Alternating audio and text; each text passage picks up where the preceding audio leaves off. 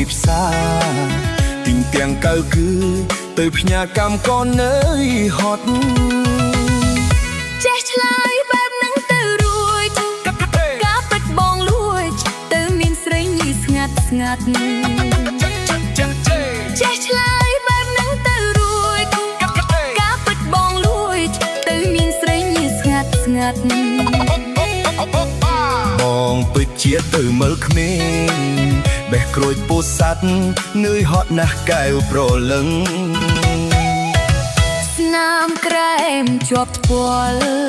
ពិតជាបន្សល់ថាបងស្នេហ៍ស្និទ្ធស្រីផ្សេងក្លិនទឹកអបផ្លែកស្មានខ្ញុំមិនដឹងខុសទេប្រលឹងក្លិននឹងក្លិនក្រួយទេស្រី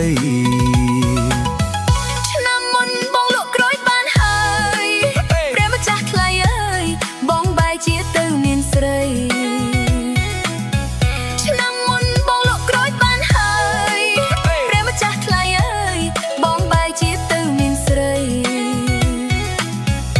កាលមុនបងខំដងមែនម្ដងនេះកុំភ័យបងលៃទិញពេកឲ្យអូន